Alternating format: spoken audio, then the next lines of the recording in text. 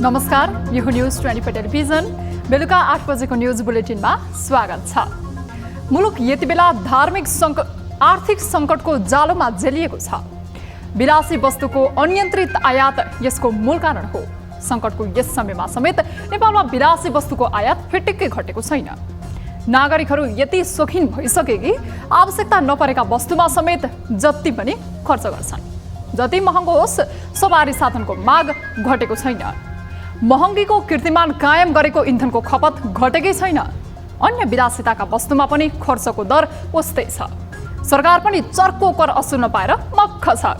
यसलाई नियन्त्रण गर्न चासो नै दिँदैन। तर यो प्रवृत्तिले मुलुकलाई सङ्कटको खाडरमा पुर्याइरहेको नदेखेको हो कि देख्न नचाहेको हो, बुझ्न कठिन हुन थालेको छ। निर्यात घट्नु, रेमिटेन्स कम हुनु, विकास खर्च कम हुनु जस्ता समस्या त ज्यूका त्यौँ नै छन्। यस्तै कारणले मुलुकले कतै श्रीलङ्काको नियति भोग्नु पर्ने त होइन भन्ने डर यति बेला कायमै छ। अब यो अवस्था सुधार गर्न ढिलो गर्न मिल्दैन। मौद्रिक नीतिले अवस्था सुधार्न सम्भव छ। विगतमा कोरोनाले थिलथिलो बनाएको नेपाली अर्थतन्त्रलाई समय सापेक्ष मौद्रिक नीतिले सम्बोधन गरेकै हो।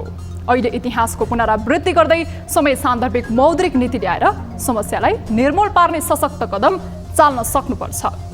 समय छँदा नै यो विषयमा बेवास्ता परे गम्भीर सङ्कटको खाडलमा परिन्छ भन्ने तथ्य भुल्न मिल्दैन। अब न्यूज बुलेटिनका हेडलाइन्स। माओवादीको केन्द्रीय समिति बैठक पदाधिकारी चयन गर्न असफल, दावेदारको संख्या बढी हुँदा सहमति जुटेन, निर्णय गर्ने सर्वाधिकार अध्यक्ष प्रचण्डको पोलटामा। 15 जनाको नामावली पेश भएको छ, तर स्थायी कमिटी त्यो भएको छ। पदाधिकारी अहिले टोटल भएको छ। आर्थिक वर्षको अन्त्यतिर विकास खर्चको आँकडा उकालोतर्फ, असारे विकास र समयमा भुक्तानी नगर्ने प्रवृत्तिले अर्थतन्त्रमा नकारात्मक प्रभाव परेको विश्लेषण। राज्यले एउटा नीति बनाइदिएको छ, नीतिको कार्यान्वयन नगर्दिनाले पनि अब यो समस्या परेको छ। नागरिकता सम्बन्धी विधेयक अघि बढ्ने सम्भावनातर्फ राजनीतिक दलहरू सकारात्मक, विधेयक अड्किँदा मर्कामा परेका नागरिकता विहीनलाई राहत हुने अपेक्षा। नागरिकता छिटोभन्दा छिटो ऐन पास गर्नुपर्छ र वञ्चितहरूलाई नागरिकता दिनुपर्छ। डडेलधुराको अलितालमा निर्माणाधीन खेल मैदानले दोहोरो फाइदा हुने चर्चा, खेलको अवसर र बाढीको जोखिम न्यूनीकरण गरेको भन्दै स्थानीय हर्षे। हाम्रो जमिन काटिए पनि काटियोस्, तर खेलकुद मैदान हुन्छ भने हामी त्यसका लागि जमिन दिन्छौँ। र बेलायतका प्रधानमन्त्री बोरिस जोन्सनद्वारा कन्जर्भेटिभ पार्टीको नेताबाट राजीनामा घोषणा, आफ्नै पार्टीका सांसदहरूले राजीनामा दिएपछि सरकार सङ्कटमा।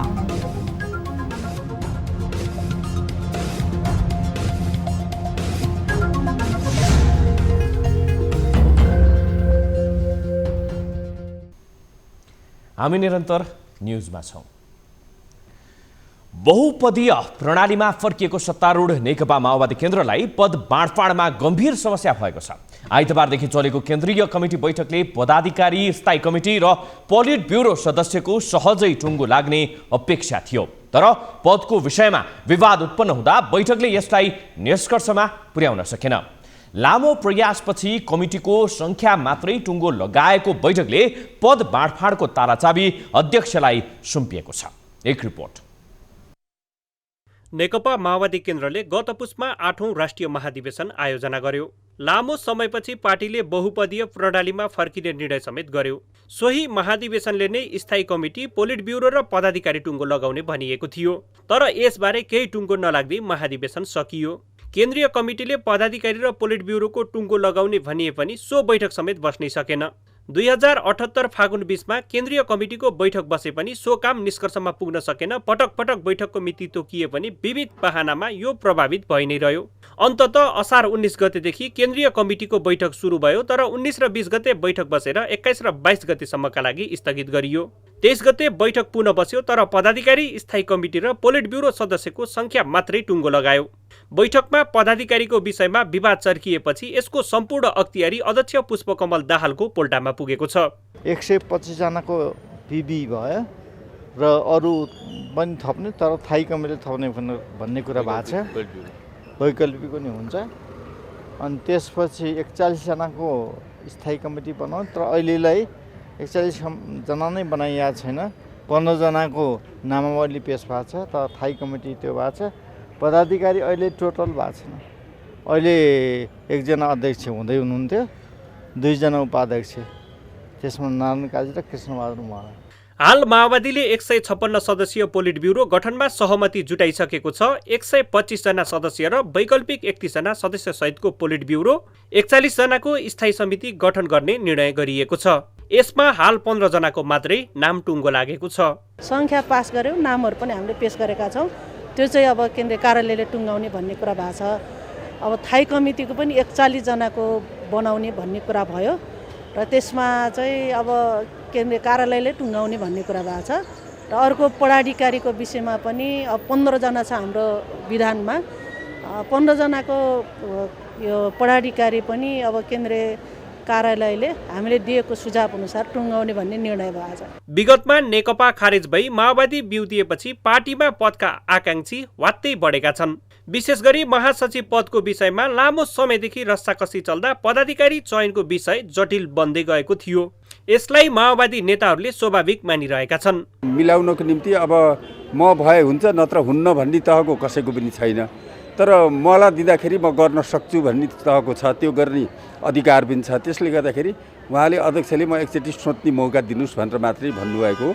अब सकस भन्ने पाटो सिद्धियो। माओवादीमा विगतमा पनि अध्यक्ष प्रचण्डको एकल निर्णय हावी हुने गरेको आरोप लाग्ने आएको थियो। हाल पनि पार्टीभित्र पदको विषयमा विवाद उत्पन्न हुँदा सबै शक्ति प्रचण्डकै पकडमा पुगेको देखिन्छ।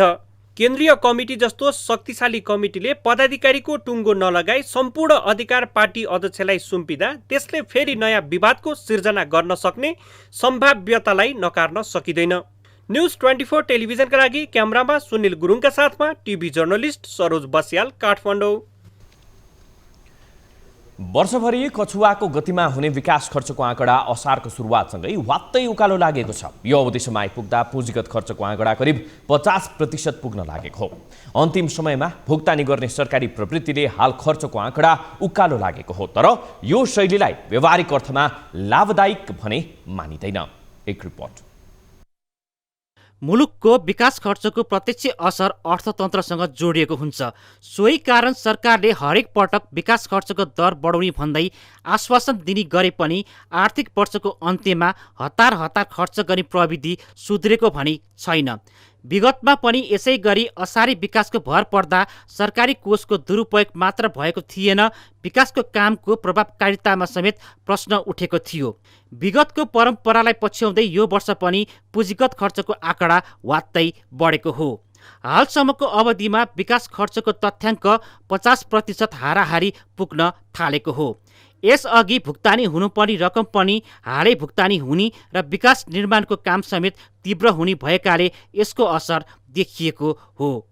अन्तिम त्रैमासिकमा हुने बजेटको स्ट्रक्चर र बजेटको खर्च अर्थात् यो चरणको लागि विनियोजित रकमको अंश बढी हुने एउटा कारणले गर्दाखेरि यो खर्च चाहिँ यो चौमासिकमा बढी हुन्छ, यो त्रैमासिकमा बढी हुन्छ। दोस्रो कुरा, हामीले अगाडि कार्य सम्पादन गरिसकेको र भुक्तानीको लागि बाँकी रहेका भुक्तानीहरूको पेमेन्ट गर्नुपर्ने जुन अवस्था हुन्छ त्यसले गर्दा पनि यसमा चाहिँ अलिकति बढी खर्च देखिन्छ। असार लागेपछि पुँजीगत खर्च बढ्नुमा पुरानो बिल भुक्तानी पनि कारक हो। असारमा बढी काम भएकाले मात्रै खर्च भएको भन्न नमिल्ने विज्ञको तर्क छ। राज्यले काम र खर्चका लागि उचित नीति अख्तियार गरे विकास खर्च ट्र्याकमा आउन सक्छ। जुन बेला काम गर्यो, काम गरेको बिल पेश गरिसकेपछि राज्यले भुक्तानी दिनुपर्छ, समयमा भुक्तानी दिनुपर्छ। समयमा भुक्तानी दिइसकेपछि त्यो व्यवसायीले पनि समयमा काम सम्पन्न गर्छ, उसले आफ्नो तिर्नुपर्ने ठाउँमा उसले तिर्न सक्छ। त्यसले गर्दाखेरि राज्यको एउटा जुन यो पूर्वाधार क्षेत्रमा चाहिँ अहिले खर्च भएन भन्ने जुन एउटा परम्परा छ, एउटा चाहिँ यो जुन जहिले पनि उहाँहरू चाहिँ बजेट खर्च भएन भन्नुहुन्छ, तर व्यवसायलाई पैसा नदिने, भुक्तानी नदिने, समयमा पेमेन्ट नदिकन भौँतारिरहेको अवस्था धेरै व्यवसायहरूको छ। राज्यले एउटा नीति बनाइदिएको छ, नीतिको कार्यान्वयन नगर्दिनाले पनि अब यो समस्या परेको छ। प्रत्येक पटक आर्थिक वर्षको अन्त्यमा विकास खर्चको आँकडामा अस्वाभाविक वृद्धि आउनुलाई सकारात्मक मानिएको छैन। असारमा नै आएर सम्पूर्ण बिलको भुक्तानीले विकास खर्चको तथ्याङ्कलाई बढाए पनि यसको चौतर्फी प्रभाव भनी विकराल छ। लामो समय भुक्तानीलाई रोक्दा व्यवसायी चर्को ब्याजको मारमा समेत पर्छन् भनी अर्थतन्त्रमा समेत यसको नकारात्मक प्रभाव पर्ने गरेको छ। राज्यले नीतिगत सुधार ल्याएर समयमा भुक्तानी गर्ने परम्पराको सुरुवात गरे व्यवसायीलाई लाभ हुन्थ्यो भनी यसबाट उत्पन्न सबै समस्या निराकरण हुन सक्थ्यो। न्युज 24 टेलिभिजनका लागि क्यामेरामा सुनिल गुरुङ र कान्छा डङ्गोलका साथमा टिभी जर्नलिस्ट रबिन ठकुरी, काठमाडौँ। बाजुरा जिल्लाको बुढीगङ्गा नगरपालिकाको दोस्रो पटक तोकिएको समय निर्वाचनमा सम्पन्न भएको छ। सबै मतदान केन्द्रमा बिहान 7 बजेबाट सुरु भएर साँझ 5 बजे सम्पन्न भएको हो। यसअघि मतदानको क्रममा बुढीगङ्गा नगरपालिकाको त्रिशक्ति मावि मतदान स्थलमा झडप भएपछि मतदान स्थगित भएको थियो। फर्जी मत खसाएको विषयलाई लिएर दलका कार्यकर्ताहरूबीच विवाद भएपछि दोहोरो झडप भएको हो। एकीकृत समाजवादीका वडा अध्यक्षका उम्मेद्वार भरतबहादुर थापा र मतदाता सीता थापाको टाउकोमा चोट लागेको थियो। घाइतेको जिल्लामा उपचार हुन नसकेपछि धनगढी रेफर गरिएको थियो। झडपलाई साम्य पार्न प्रहरी हवाई फायर र अश्रु ग्यास प्रहार गरेको थियो। सुरक्षा व्यवस्था कडा पारेपछि मतदान पुनः सञ्चालन भएको हो। अन्य ठाउँमा भने कुनै पनि विवाद नभएको जिल्ला प्रशासन कार्यालय बाजुराले जनाएको छ। नगर प्रमुखमा नेपाली कांग्रेसबाट रङ्गबहादुर खाती र नेकपा एमालेबाट रामबहादुर बानिया उम्मेद्वार रहेका छन्। कांग्रेसका उम्मेद्वार खातीलाई गठबन्धनको समेत समर्थन रहेको छ। काठमाडौँ उपत्यकामा थप 2 जनामा हैजा पुष्टि भएको छ। स्वास्थ्य तथा जनसङ्ख्या मन्त्रालयका अनुसार थप 2 जनामा पुष्टि भएसँगै काठमाडौँमा हैजाको बिरामीको सङ्ख्या 23 पुगेको छ। काठमाडौँको बाग बजार, दिल्ली बजार, कपन, बोराटार र ललितपुरको सानेपामा हैजाको बिरामी देखिएका हुन्। हालसम्म हैजा देखिएका मध्ये 20 जना निको भइसकेको स्वास्थ्य मन्त्रालयले जनाएको छ। अहिले 3 जनाको उपचार भइरहेको छ। हैजाको परीक्षणका लागि दिल्ली बजार र घटेकुलोमा सेल्फ टेस्टिङ बुथ राखिएको छ। यस्तै झाडा पखालाका बिरामी भएका अस्पतालमा परीक्षणका लागि किटको व्यवस्था गरिएको स्वास्थ्य मन्त्रालयले जनाएको छ। कोरोना भाइरसको संक्रमण व्यापक हुँदा सरकारले कोरोना बिमाको अवधारणा ल्यायो। सुरुवाती दिनमा सो अवधारणा प्रभावकारी समेत थियो, तर कोरोनाको दोस्रो र तेस्रो लहर आउँदा संक्रमितको संख्या बढ्न थालेपछि भने कोरोना बिमा भुक्तानीमा असन्तुलन देखिन थालेको हो। त्यसबेला देखिएको असन्तुलन हालसम्म पनि मिल्न सकेको छैन। विगत 2 वर्षदेखि बिमकले कोरोना बिमा बापतको रकम भुक्तानी पाउन सकेका छैनन्। एक रिपोर्ट। विश्वव्यापी रूपमा कोरोना भाइरसको संक्रमण फैलिएका समय सरकारले नागरिकको सहजताका लागि कोरोना बिमाको व्यवस्था ल्यायो, जसमार्फत सरकारले मान्यता दिएको प्रयोगशालामा पीसीआर परीक्षणको रिपोर्ट पोजिटिभ आएपछि बिमा रकम दावी गर्न सकिन्थ्यो। 1 लाख रकम बराबरको सो बिमा योजनाले थुप्रै व्यक्ति लाभान्वित समेत भए। तर कोरोना भाइरसको दोस्रो र तेस्रो लहर आएको समय संक्रमितको संख्या वात्तै बढ्दा बिमाको दायित्व समेत चुलियो। त्यसपछि भने बिमा कम्पनीलाई भुक्तानी गर्न कठिन हुन थालेको हो। बिमा समितिका अनुसार हाल 11 अर्ब 87 करोड बिमा रकम भुक्तानी गर्न बाँकी छ। कोरोना बिमा मापदण्ड अनुसार सरकारको दायित्वमा आएको 55% रकम अझै निकासा भएको छैन। सरकारले आश्वासन दिने तर रकम निकासा नगर्ने गर्दा बिमा रकम भुक्तानीमा समस्या आएको हो। सरकारले तिर्नुपर्ने दायित्व सरकारको दायित्व सरकारबाट हामीले बारम्बार सरकारलाई पनि बारम्बार हामी ताकेता गरेका थियौँ। यही सिलसिलामा 2वटा अर्थमन्त्री पनि आइसक्नुभयो। अर्थमन्त्री अहिलेको अर्थमन्त्री पनि धेरै पोजिटिभ हुनुहुन्छ, उहाँले दिने भनिरहनु भएको छ। अब भर्खरै घटना पनि अब अर्थमन्त्रीले राजीनामा दिनुभएको छ भर्खरै। तर पनि हामीले अर्थ मन्त्रालयसँग अपेक्षा गरेका छौँ। अर्थ मन्त्रालयमा त मन्त्रीज्यू नभए पनि संयन्त्र त छ नि, त्यहाँ उहाँहरूले चाहिँ केही पैसा पठाउँछु भनिरहनु भएको छ। कोरोना बिमाको रकम भुक्तानी नहुँदा सेवाग्राही मर्कामा परिरहेका छन्। यो विषय सडकमा मात्र होइन, सदनमा समेत उठ्ने गरेको छ। कोभिड-19 बिमा बापत किस्ता बुझाएको कोभिड लागेका पीडितले बिमा बापत पाउने रकमसम्म पाउन सकेका छैनन्। ती बिमा संस्थालाई राज्यले ठगी मुद्दा चलाउने कि नचलाउने? सरकारले कोरोना संक्रमितको उपचार सहज होस् भन्दै बिमाको व्यवस्था गरेको हो, तर विगत 2 वर्षदेखि योग्य भएर पनि बिमा रकम पाउन नसकेपछि यो योजनाको प्रभावकारितामा नै प्रश्न उठेको छ। सरकारले 3.5 भन्दा माथिको जुन दायित्व हामीले वहन गर्छौँ भनेको सरकार हामीलाई चाहिँ रिइन्सुरेन्स कम्पनी हो। अब यो यति ठुलो अमाउन्ट छ, झन्डै 12 अरबको लायबिलिटी आइसकेको छ सरकारलाई, होइन? अब यो सरकारले तिरेन भने त हामी सबै इन्सुरेन्स कम्पनीले तिर्नु पनि सक्दैनौँ क्या। र यो पब्लिक लिमिटेड कम्पनी हो, सरकारले त्यो कुरामा एकदम ध्यान पुर्याउनु पर्यो र जनतालाई दुःख दिनु भएन। संकटको समयमा सरकारले नागरिकको हित लक्षित गर्दै कोरोना बिमा सुरु गर्दा नागरिकलाई ठूलो राहत भएको थियो। सोही कारण ठूलो संख्यामा नागरिकले बिमा गराएर संकट टार्ने कदम अघि बढाएका थिए। संक्रमित हुँदा सहज उपचार हुने आशाले बिमा गराएका नागरिकहरू निराश भएका छन्। सोही कारण सरकारले अब ढिलो नगरी आफ्नो प्रतिबद्धता पूरा गर्न सक्नुपर्छ। न्यूज 24 टेलिभिजनका लागि क्यामेरामा कान्छा डङ्गोलका साथ टिभी जर्नलिस्ट सृष्टि पराजुलीको रिपोर्ट। हामी निरन्तर न्यूजमा छौं। दलहरूको अडानका कारण निष्कर्षमा पुग्न नसकेको नागरिकता विधेयकको गाँठो पुग्दैछ। प्रतिनिधि सभामा विचाराधीन रहेको सो विधेयक पारित नहुने भएपछि त्यसलाई फिर्ता लिई नयाँ विधेयक ल्याउने सरकारको तयारीले यो अवस्था आएको हो। दलहरूको विवादले नागरिकता पाउनबाट वञ्चित भएकाहरूलाई सरकारको यस कदमले राहत दिएको छ। एक रिपोर्ट। राज्य व्यवस्था समितिबाट पारित विधेयकको प्रतिवेदनमा अंगीकृत नागरिकता सम्बन्धी प्रावधानमा विवाद थियो। संसदीय समितिका 34वटा बैठकमा छलफल भएर संसदबाट पारित हुने चरणमा पुगेर पनि पारित हुन नसकेको नागरिकता विधेयक सरकारले फिर्ता लिने निर्णय गरिसकेको छ। विवादको बुदा हटाएर सो विधेयक हटाएर विधेयक फास्ट ट्र्याकबाट अघि बढाउने निर्णय भएको हो। पुरानो जो नागरिकता विधेयक थियो त्यो 22 महिना यही संसदमा छलफल भयो, होइन? तर त्यो पास हुन सकेन, विवादित नै रह्यो। त्यसकारण त्यो विवादित भएको हुनाले सरकारले त्यसलाई फिर्ता गर्ने निर्णय गर्यो। अस्तिको क्याबिनेटबाट पनि निर्णय गर्यो। अनि नयाँ नागरिकता विधेयक चाहिँ पेस गर्ने चाहिँ सहमति भएको छ। त्यो पनि क्याबिनेटबाट नै पास गराउनै पर्छ। त्यसकारण जुन नागरिकता विधेयक पेस हुन्छ नयाँमा त्यो फास्ट ट्र्याकमा पास हुन्छ। नागरिकताको विषय संवेदनशील भए पनि विगतमा दलहरूले यसमा विवाद गरिरहँदा विधेयक अलपत्र परेको हो। दलहरूले राजनीतिक फाइदाका लागि विवाद गर्दा नागरिकता पाउन योग्य भएर पनि नागरिकता नपाएकाहरू समस्यामा परेका थिए।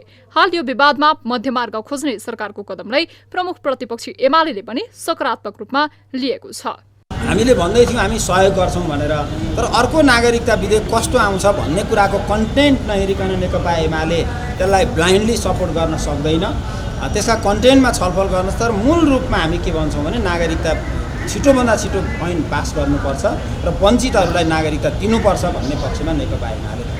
यसअघि वैवाहिक अंगीकृत नागरिकताको विषयमा विवाद रहेको हुँदा त्यसकै कारण जन्मसिद्ध नागरिकका सन्तानले नागरिकता पाउने संवैधानिक प्रावधान संशोधनमा समेत बाधा पुगेको थियो। लामो समय निकास पाउन नसकेको उक्त विधेयकबाट वैवाहिक अंगीकृतको प्रावधान थाती राखेर नयाँ विधेयक ल्याउन लाग्दा मधेस केन्द्रित दलहरू उत्साहित बनेका छन्।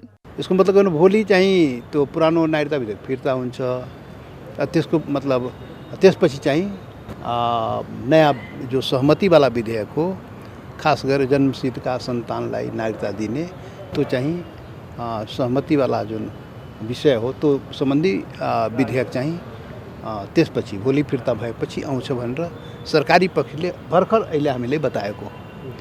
त्यही आशा राखौँ भोलि फिर्ता हुन्छ, त्यसपछि त्यो आउँछ। नागरिकता जस्तो संवेदनशील विषयमा राजनीतिक दलहरू एकमत हुनुपर्ने हो, तर नेपालमा यो विषयमा अनावश्यक राजनीति हुँदा नागरिक मर्कामा परे। तर ढिलै भए पनि सरकारले यसलाई निष्कर्षमा पुर्याउन चाहेको छ। तर यसलाई सहजीकरण गर्ने नाममा गैर नागरिकले नागरिकता लिन नपाउन् भन्नेमा सतर्क हुन सक्नुपर्छ। यसले नागरिकता विहीनको माग समेत सम्बोधन हुन्छ भने राज्यको नागरिकता दुरुपयोगको जोखिम समेत अन्त्य हुन्छ। न्यूज 24 टेलिभिजनका लागि क्यामेरामा मदन सापकोटाका साथमा टिभी जर्नलिस्ट प्रकाश बमको रिपोर्ट। पूर्व प्रमुख निर्वाचन आयुक्त भोजराज पोखरेलले निर्वाचन आयोगले चुनावका लागि तोकेको खर्च अव्यावहारिक भएको आरोप लगाएका छन्। बिहिबार काठमाडौँमा आयोजित एक कार्यक्रममा उनले निर्वाचन आयोगले तोकेको 10 अर्ब खर्च व्यवहारिक नभएको आरोप लगाएका हुन्। उनले निर्वाचनमा उम्मेदवारी दिएका नेताहरूले नै निर्वाचन आयोगले तोकेको भन्दा 8 गुणा बढी रकम खर्च हुने उल्लेख गरेको भन्दै यो अव्यवहारिक भएको बताए। अहिलेको जुन हामीले इलेक्सन कस्ट तोकेको छ त्यो अव्यवहारिक भयो। कसैले पनि त्यसबाट त्यो पैसाले निर्वाचन हुँदैन भनेर त अलि प्रदीपजी स्वयंले नै भनिसक्नु पर्यो भन्दाखेरि यो अवस्था छ। यी धेर खर्च हुनु मात्रै चिन्ता भन्दा पनि यसले चिन्ता थपेको चाहिँ 5-6 वटा मेजर कुराहरू। पूर्व प्रमुख निर्वाचन आयुक्त पोखरेलले चुनावमा खर्च गर्न आउने बाहिरी पैसाको स्रोत खोज्न आवश्यक रहेको पनि औल्याए। निर्वाचनको निष्पक्षतामाथि आर्थिक प्रभावले ठूलो अवरोध खडा गरेको भन्दै निर्वाचनको सुरक्षा स्थानीय निकाय र राजनीतिक दलहरूलाई दिनुपर्ने प्रस्ताव पनि अघि सारे। सातवटै प्रदेशको गृह तथा आन्तरिक मामिला मन्त्रीहरूको भेला जनकपुरमा सुरु भएको छ। मध्य प्रदेशको अगुवाईमा बिहिबारबाट 7 प्रदेशका गृह तथा आन्तरिक मामिला मन्त्रीहरूको भेला जनकपुरमा सुरु भएको हो। शान्ति सुरक्षाको जिम्मेवारी प्रदेश सरकारको भए पनि संघीय सरकारले त्यसलाई दिनको लागि आलटाल गरिरहेको भन्दै मध्य प्रदेश सरकारले संघीय सरकारमाथि दबाब दिन भेला गरेको हो। केन्द्रीकृत एकात्मक पहिले शासन प्रणाली भएको भए हामीले त्यस्तो अवस्था हुने थिएन। अहिले यो प्रदेशभित्र कुनै पनि घटना हुँदा सानोभन्दा सानो घटना हुँदाखेरि हामीमाथि प्रश्न गरिन्छ। सदनमा अहिले माननीय सभामुखहरू हुनुहुन्छ जो त्यहाँ यस्तो बलात्कारको घटना भयो, त्यहाँ यस्तो चोरीको घटना भयो, त्यहाँ मर्डर भयो, यहाँका प्रदेशका गृहमन्त्री आएर सदनमा जवाब दिनुपर्छ। भेलामा सातवटै प्रदेशका गृह तथा आन्तरिक मामिला मन्त्री, मुख्य न्यायाधिवक्ता, आन्तरिक मामिला मन्त्रालयका सचिवलाई बोलाइएको छ। भेलामा कर्णाली प्रदेश बाहेक सबैको उपस्थिति छ। न्युजहरू अझै बाँकी छन्, अब पालो ब्रेकको।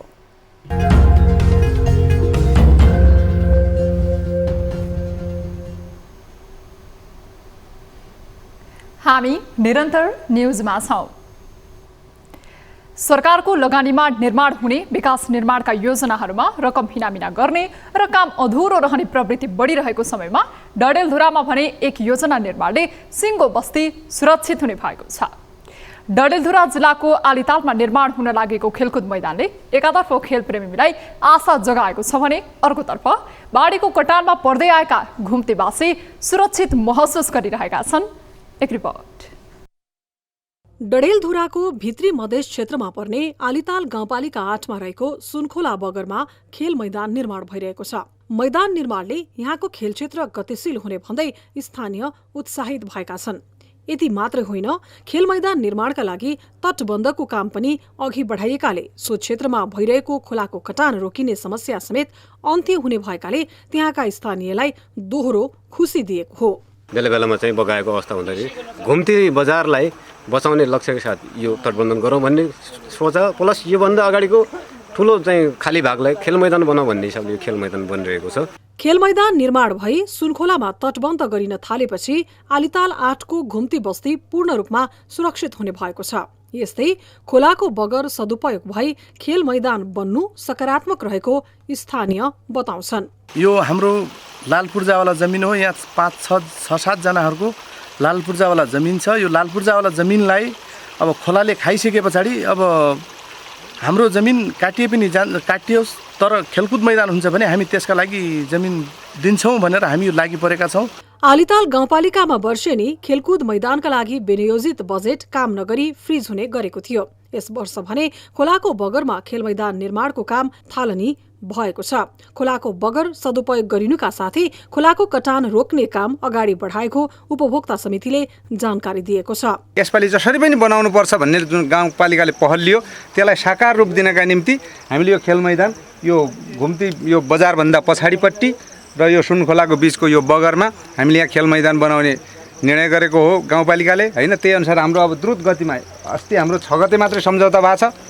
हामीले 10-12 गतेबाट मात्रै काम गरेका छौँ। 66 लाखको काम हो। हामी अब 24-25 गतेसम्म हामी फाइनल गर्दैछौँ यसलाई। सो क्षेत्रमा खेल मैदान बनाउने योजना विगत 3 वर्षदेखि नै थियो, तर स्थान अभावका कारण सो योजना कार्यान्वयन हुन सकेको थिएन। हाल भने खोला बगरको जमिन सदुपयोग गरी खेल मैदान निर्माण हुने भएकाले बजेटको सदुपयोग हुनुका साथै खेल क्षेत्रले मैदानको सुविधा पाउने भएको हो। न्युज 24 टेलिभिजनका लागि डडेलधुराबाट टिभी जर्नलिस्ट उत्तर विष्टको रिपोर्ट। उद्योग वाणिज्य तथा आपूर्ति मन्त्री दिलेन्द्र प्रसाद बडुले वीरगञ्ज भन्सारको राजस्व लक्ष्य पूरा गर्नका लागि चोभार सुखा बन्दरगाह आउने कन्टेनरहरू वीरगञ्जमा रोक्न नमिल्ने बताएका छन्। बिहिबार मन्त्रालयमा चोभार सुखा बन्दरगाह पूर्ण क्षमतामा सञ्चालनमा ल्याउने सम्बन्धमा सरकारवाला निकायहरूसँगको छलफलमा मन्त्री बडुले यस्तो बताएका हुन्। उनले राजस्व सङ्कलनको लक्ष्य पूरा गर्नका लागि वीरगञ्जमा सामान ब्लक गर्दा ब्लकको ब्लक रहने र त्यसले राजस्व बढाउनमा कुनै अर्थ नहुने भन्दै त्यस्तो नगर्न सुझाएका छन्। मन्त्री बडुले वीरगञ्ज नाकाबाट काठमाडौँ उपत्यकामा आउने सामान धेरै भएकोले उपत्यकामा आउने लोड मात्रै घटाउन सके पनि छिटो छरितो हुने बताए। जो काठमाडौँ भेलीभित्रको का निमित्त विशेष सुविधा हुन्छ, भोल्युम धेरै छ यहाँ आउने नाकाहरूबाट, मुख्यतः हामीले वीरगञ्ज देखिरहेछौँ। अरू ठाउँबाट पनि त केही त आउँदो रहेछ नि त, हाम्रो भन्सार विभागका साथीहरूले भन्नुभयो। तर अब यो भेलीभित्र आउने लोड मात्र हामीले सीमामा घटाउन सक्यौँ भने छिटो छरितो हुन्छ। मन्त्री बडुले चोभार सुखा बन्दरगाहमा राज्यको ठूलो लगानी रहेकोले तत्काल पूर्ण रूपमा सञ्चालनमा ल्याउनु पर्नेमा जोड दिएका छन्। उनले बन्दरगाह सञ्चालनमा भएका समस्या र नीतिगत समस्या भए सरकार परिवर्तन गर्न तयार रहेको पनि बताए।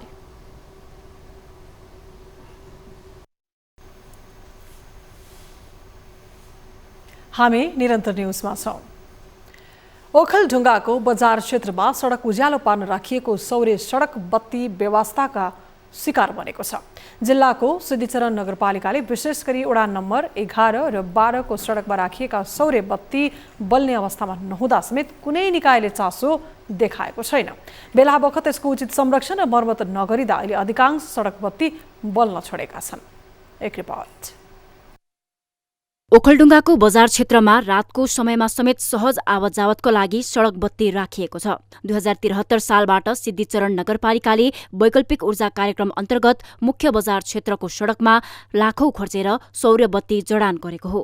तर ठूलो धनराशि खर्चेर जडान गरिएको सो सडक बत्तीको नियमित मर्मत सम्भारमा ध्यान दिएको छैन। सो क्षेत्रका अधिकांश बत्ती नबल्दा समेत सम्बन्धित निकायले यसमा चासो दिएको छैन। बत्ती चाहिँ प्रायःजसो सबै सडकमा राखेको छ, तर राखिसकेपछि यसको अवस्था के कस्तो छ भनेर अनुगमन गरेको पनि खासै देखिँदैन र अहिले प्रायःजसो बत्तीहरू बलेको पनि देखिँदैन। बजार क्षेत्रका लागि नगरपालिकाले विभिन्न स्थानमा पोल गाडेर प्रत्येकमा एउटा ब्याट्री 100 वाट क्षमताको 2वटा सोलर प्यानल र स्ट्रिट लाइट जडान गरेको थियो। रातको समयमा सेन्सरको माध्यमबाट आफै बल्ने बत्ती अहिले काम नगर्ने अवस्थामा पुगेको हो।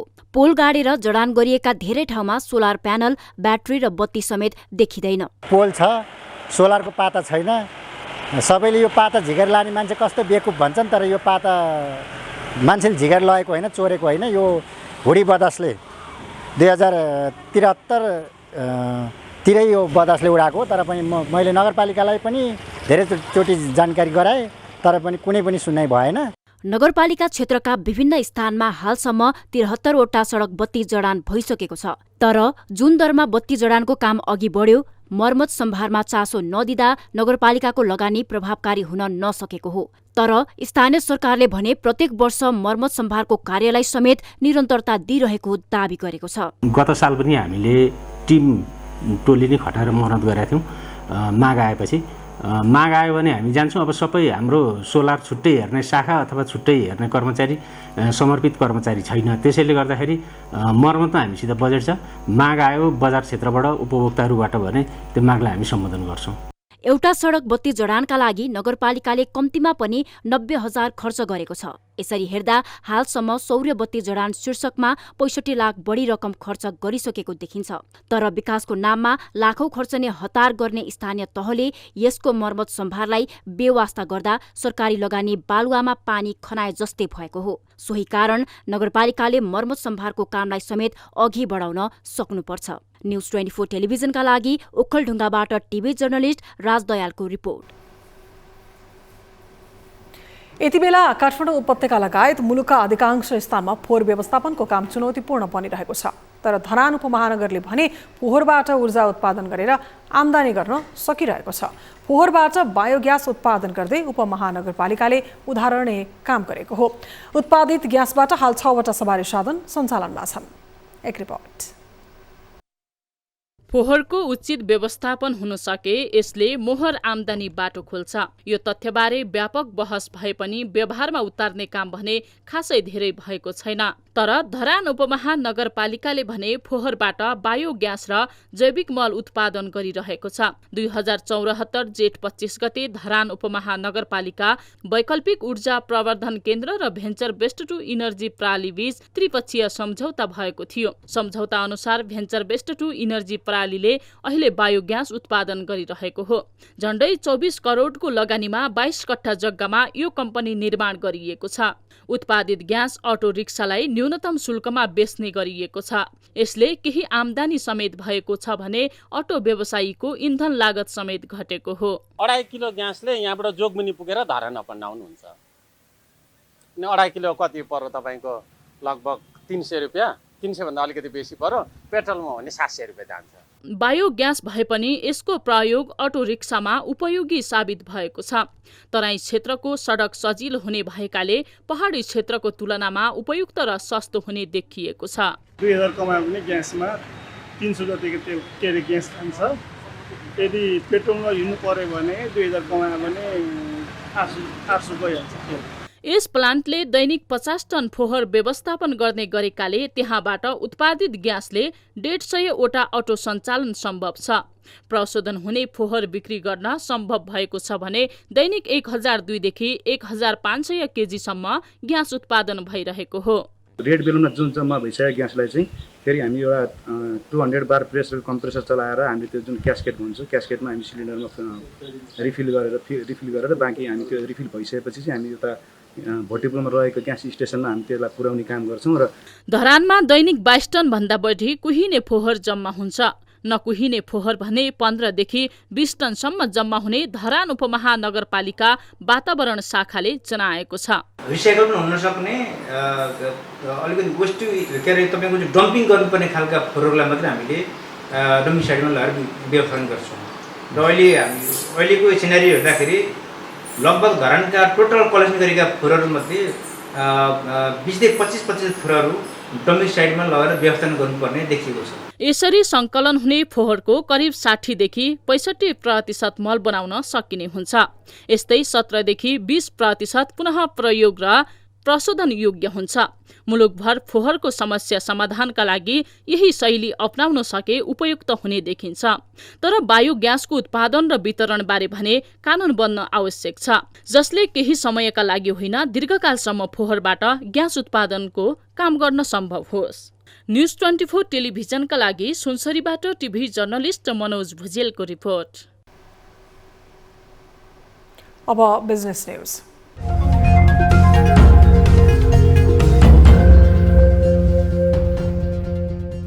शेयर बजार बिहीबार 16.5 अङ्कले घटेको छ। अर्थमन्त्रीबाट जनार्दन शर्माले राजीनामा दिएपछि बजार बढ्ने लगानीकर्ताको आंकलन थियो, तर शर्माको राजीनामापछि पनि बजार ओह्रालो लागेको छ। शेयर बजार परिसूचक नेप्से 16.60 अङ्कले घटेर 2027.32 बिन्दुमा झरेको हो। म्युचुअल फन्ड बाहेक सबै समूहको शेयर ओह्रालो लागेको छ। नेप्सेसँगै कारोबार रकममा पनि कमी आएको हो। 229 वटा कम्पनीका 47,11,000 किता शेयर 1 अर्ब 80 करोड 62 लाख रुपियाँमा कारोबार भएका हुन्।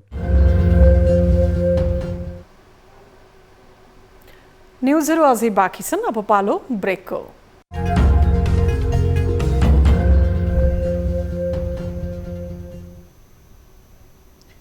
हामी निरन्तर न्युजमा छौँ। अब स्पोर्ट्स न्युज।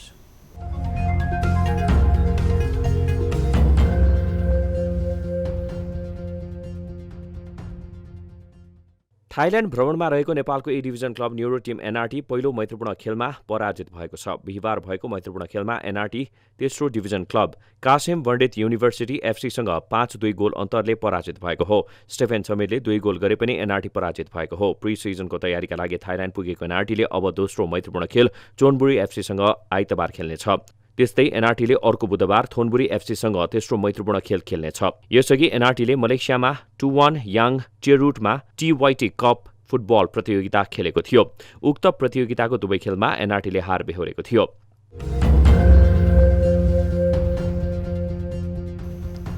अब 24 वेदर अपडेट।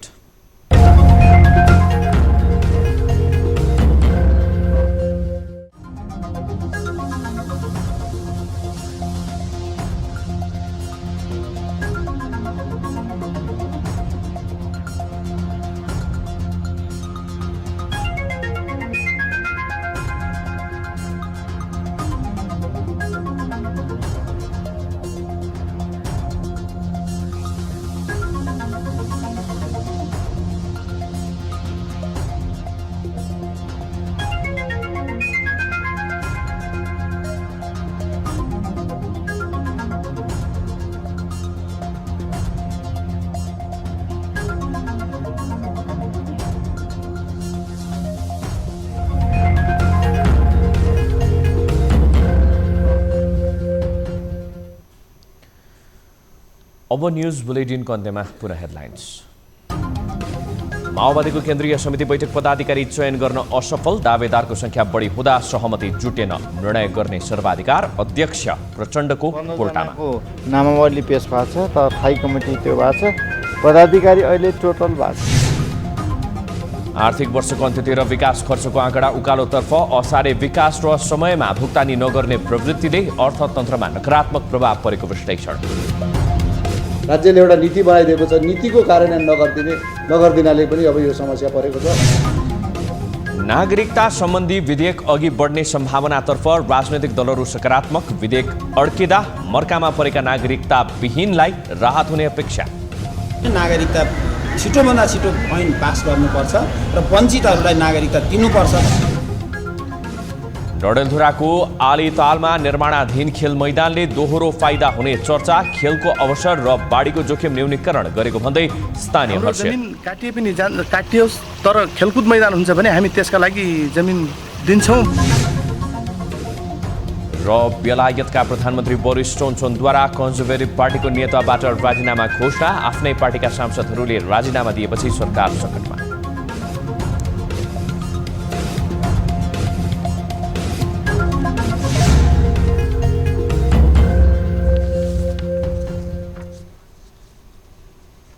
आठ बजेको न्युज बुलेटिन अहिलेलाई यति नै। थप न्युजका लागि हाम्रो वेबसाइट www.news24nepal.com हेर्नुहोला। साथै हामीलाई फेसबुक, ट्विटर र युट्युबमा पनि फलो गर्न सक्नुहुनेछ। यस्तै मोबाइल, इमेल र फाइबरबाट न्युज24 को हेल्प डेस्कमा केही समस्या र गुनासा छन् भने सम्पर्क गर्न सक्नुहुनेछ। अहिलेलाई बिदा दिनुहोस्। हामी निरन्तर न्युजमा छौँ। नमस्ते।